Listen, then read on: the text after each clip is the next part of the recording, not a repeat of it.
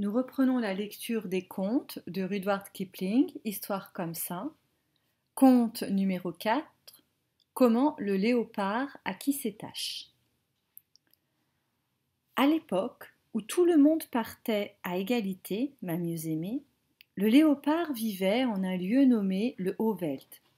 Souviens-toi que ce n'était pas le Bas-Veld, ni le Bush-Veld, ni le Sur-Veld, mais le Haut-Veld, exclusivement nu, brûlant et éclatant, avec du sable, des rochers couleur de sable, et exclusivement des touffes d'herbes jaunâtres et sablonneuses.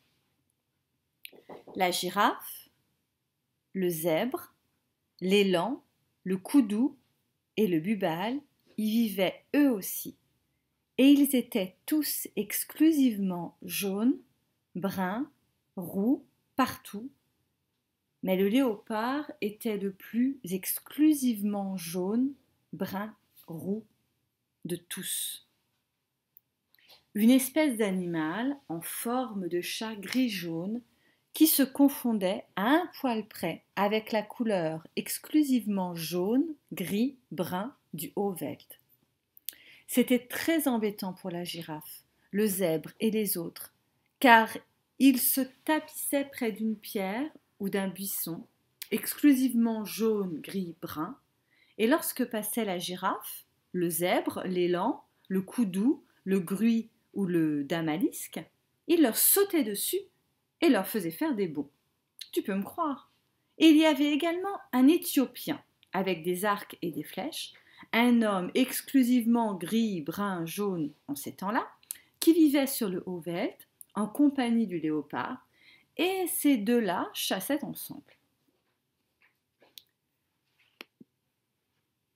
L'Éthiopien, avec ses arcs et ses flèches, le léopard, exclusivement avec ses dents et ses griffes, si bien que la girafe, l'élan, le koudou, le kouaga et tous les autres ne savaient plus sur quelle patte sauter, ma mieux aimée, tu peux me croire. Après très longtemps, les choses vivaient éternellement en ce temps-là, ils apprirent à éviter tout ce qui ressemblait à un léopard ou à un Éthiopien. Et petit à petit, ils quittèrent le Haut-Veld, à commencer par la girafe, car elle avait de longues pattes. Pendant des jours et des jours et des jours, ils filèrent avant de parvenir à une immense forêt, exclusivement remplie d'arbres, de buissons et d'ombres rayées, tachetées, mouchetées ou se cacher.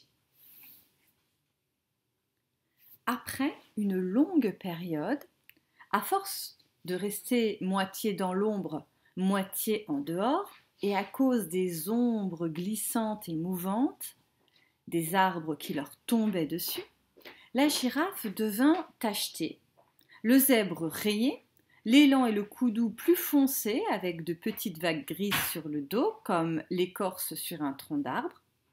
Ainsi, on avait beau les entendre et les sentir, on pouvait rarement les voir et encore à condition de bien savoir où regarder. Ils passaient du bon temps parmi les ombres, exclusivement tachetées, mouchetées de la forêt, tandis que le léopard et l'Éthiopien parcouraient en tous sens le Haut-Veld, exclusivement gris, jaune, rouge. Là-bas, en se demandant où était passé leur petit déjeuner, leur dîner et leur goûter. Recherchez ce que signifie le mot moucheté et écrivez la définition. Finalement, ils eurent si faim, ce léopard et cet Éthiopien, qu'ils mangèrent des rats, des scarabées et des lapins de rocher. Puis, ils eurent tous les deux le gros mal au ventre. C'est alors qu'ils rencontrèrent Baviane, le babouin, aboyeur à tête de chien, qui est vraiment l'animal le plus sage de toute l'Afrique du Sud. Léopard dit à Baviane, il faisait très chaud ce jour-là. Rien ne va plus. Où est passé tout le gibier? Baviane cligna de l'œil. Il le savait, lui. L'Éthiopien dit à Baviane, peux-tu m'indiquer l'actuel habitat de la faune aborigène? Ce qui voulait dire la même chose, mais l'Éthiopien utilisait toujours de longs mots. C'était une grande personne. rechercher ce que signifie l'expression faune aborigène. Et Baviane cligna de l'œil, il le savait lui. Alors Baviane dit: le jeu a changé, le gibier est parti ailleurs, et je te conseille, Léopard, de gagner rapidement de nouveaux points. Et l'Éthiopien dit: tout ça c'est bien beau, mais j'aimerais savoir où a émigré la faune aborigène. Alors Baviane dit: la faune aborigène a rejoint la flore aborigène, car il était grand temps pour elle de changer. Et je te conseille, à toi aussi, Éthiopien, de changer le plus tôt possible. Notez donc sur votre fiche que vous pourrez me remettre la définition des expressions faune et flore aborigène. Cela intrigua le léopard et l'Éthiopien, mais ils partirent à la recherche de la flore aborigène, et après bien des jours, ils virent une grande et immense forêt, pleine de troncs d'arbres, exclusivement mouchetés, tachés, hachés, tachetés, chamarrés, bigarrés, nervurés, rainurés et veinés d'ombre. Dis ça tout haut très vite et tu verras à quel point la forêt devait être pleine d'ombre.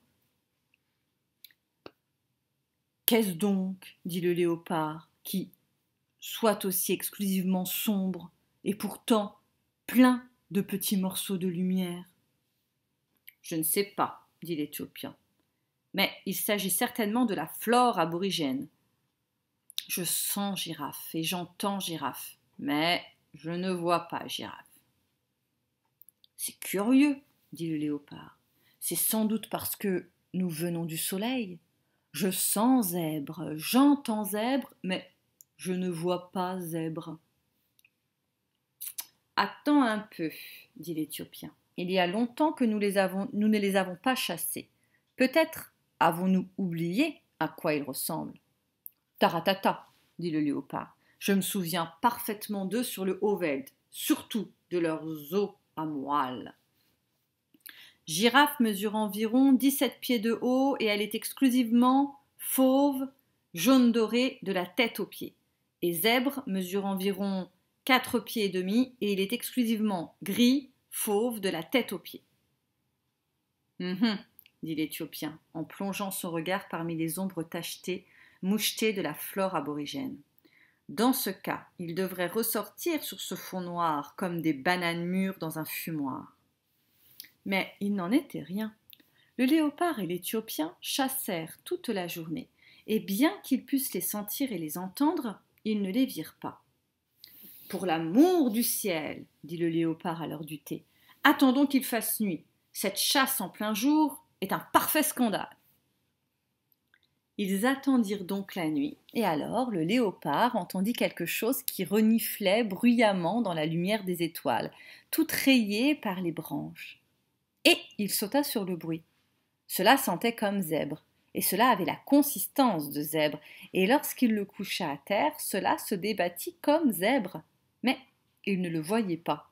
Alors il dit: cesse de remuer, ô toi, personne sans forme. Je vais rester assis sur ta tête jusqu'au lever du jour, car il y a quelque chose en toi que je ne comprends pas. Sur ce, il entendit un grognement, puis un choc et un bruit de lutte, et l'Éthiopien s'écria: j'ai attrapé quelque chose que je ne vois pas. Cela sent comme girafe et cela se débat comme girafe, mais cela n'a aucune forme. Méfie-toi, dit le léopard. Reste assis sur sa tête jusqu'au lever du jour, comme moi. Ils n'ont aucune forme, ni l'un ni l'autre. Ils s'assirent donc sur eux jusqu'au matin clair, et le léopard dit: quoi de neuf de ton côté, mon frère? L'Éthiopien se gratta la tête et dit: ce devrait être exclusivement d'un riche roux, orangé, fauve, de la tête aux pieds, et ce devrait être girafe, mais c'est couvert de taches marron. Et toi, quoi de neuf de ton côté, mon frère?